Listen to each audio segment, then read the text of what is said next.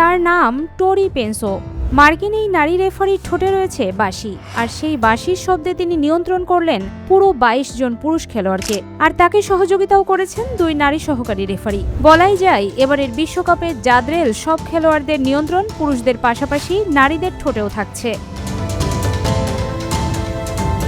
একসময় পুরুষদের বিশ্বকাপে নারী রেফারির কথা কল্পনাও করা হতো না, কিন্তু এখন দৃশ্যপট বদলেছে। এবারের বিশ্বকাপে যখন মার্কিন রেফারি টোরি পেনসো মাঠে বাঁশি বাজালেন এবং তার সঙ্গে ২ সহকারী রেফারির দায়িত্ব পালন করলেন, তখন সামাজিক যোগাযোগ মাধ্যমে নতুন করে আলোচনা শুরু হয়। এটা কি শুধুই বৈচিত্র্য দেখানোর জন্য, নাকি নারী রেফারিরা সত্যিই বিশ্বের সবচেয়ে চাপের ম্যাচগুলো পরিচালনার যোগ্য? ফিফার উত্তর খুব স্পষ্ট। নারী রেফারিদের নিয়োগ দেয়া হচ্ছে তাদের দক্ষতা, ফিটনেস, সিদ্ধান্ত গ্রহণের ক্ষমতা এবং আন্তর্জাতিক অভিজ্ঞতার ভিত্তিতে, লিঙ্গের ভিত্তিতে নয়।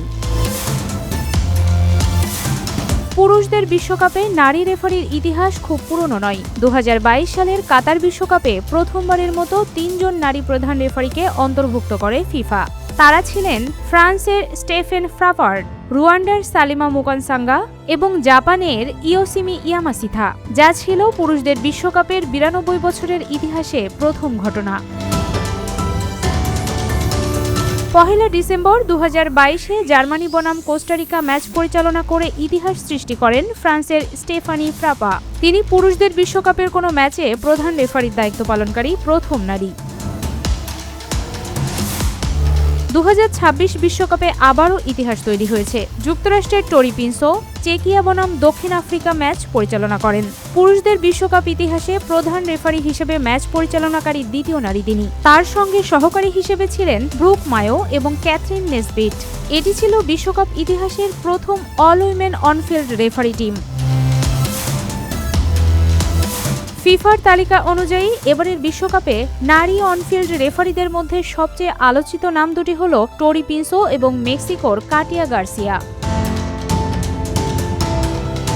নারী রেফারি নিয়ে সবচেয়ে আলোচিত ঘটনাগুলোর একটি ঘটে ২০১৯ সালে। ফরাসি রেফারি স্টেফানি ফ্রাপার্ট একটি ম্যাচের সিদ্ধান্ত দেওয়ার পর একজন পুরুষ খেলোয়াড় মজা করে তার গালে চুম্বন করেন। ঘটনাটি সামাজিক যোগাযোগ মাধ্যমে ব্যাপক ভাইরাল হয়। অনেকেই এটিকে অসম্মানজনক বলেছেন, আবার কেউ কেউ এটিকে মাঠের আবেগ হিসেবে দেখেছেন। তবে সেই ঘটনার পর ফুটবলে রেফারিদের প্রতি আচরণ নিয়ে নতুন করে আলোচনা শুরু হয়।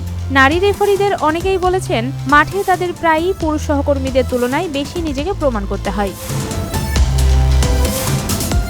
কেবল বিশ্বকাপ নয়, বর্তমান ফুটবলে নারী রেফারিরা নিয়মিত দায়িত্ব পালন করছেন পুরুষদের চ্যাম্পিয়ন্স লিগে, ইউরোপিয়ান ও ফরাসি লিগ ওয়ানে, জাপানের জে লিগে, MLS-এ এবং এশিয়ান কাপে।